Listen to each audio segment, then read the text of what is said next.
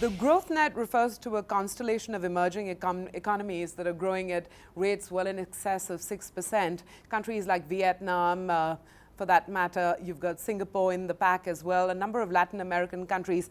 India is not really in that pack because India is not growing that fast and it's not a new emerging country anymore. What will it take to push India back to the growth path that it's been known for in recent years? I'm going to pose that question to Shashi Tharoor, Minister for Human Resource Development. Thanks very much for your time. That's an issue you've just contemplated on. What will it take to push India back to the high growth path? Look, I think we're on the right path, as our finance minister in the new budget has made clear.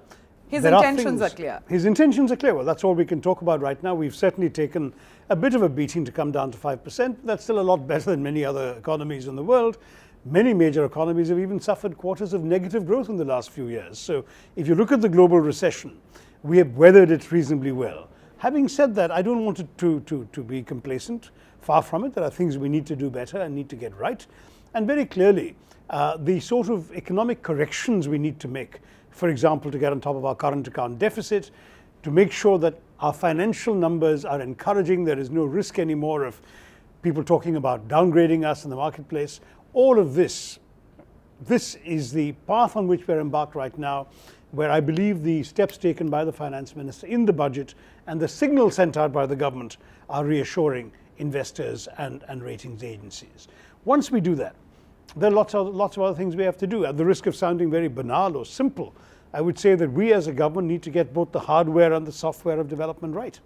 We need to do a lot of the infrastructural work, roads, ports, airports, railways, power stations, and we need to get the human capacity building right. We need to improve our education and training, I want to stop you right sanitation, healthcare. So it's that mixture of challenges where we believe we are embarked on the right course of action. Okay, the clock is ticking. You've got, a year before elections, but human resource development, capacity building, that is a concern which constrains India and many of the new emerging countries that we're talking about at the growth net. Here specifically in India, what would you count as your major recent successes? The major recent success has been since the Right to Education Act, we've got a lot more kids into school. That is, the out of school children in India have dropped from at one point figures in the tens of millions to 3 million today, and it's shrinking every year. So we've got pretty much all the kids we can get into the school system. We've actually obliged schools to take additional children from underprivileged families so that we are no longer a society that is leaving out or excluding people from the educational net. That's been a major success.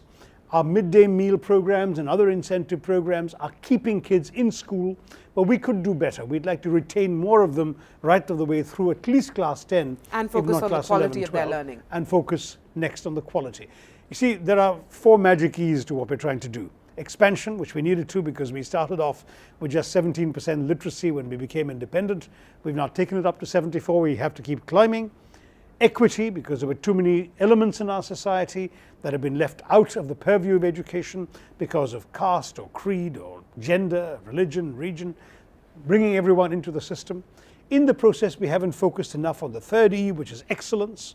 I'd like to see much more emphasis on quality, particularly the higher end of the system. Research, for example, we need to put much more into research, and we're doing so now.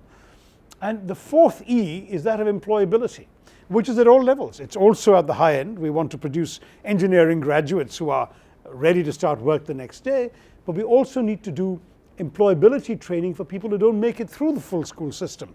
High school dropouts, people who don't want to go to college, give them vocational training in an effective way so that we shouldn't have a country our size with a nationwide shortage of masons or plumbers. In the immediate future, is employability top of your to-do list? Yeah, absolutely, because it's one of the things we haven't done enough of in recent years. You see, we've done, I think, a very good job on the expansion front. The number of institutions mushrooming. We've gone from 30 universities to 670 in our country today. I can't even tell you how many more schools, but several 100%. And more. Yet it all boils down to quality and producing people whom employers will be happy to take on.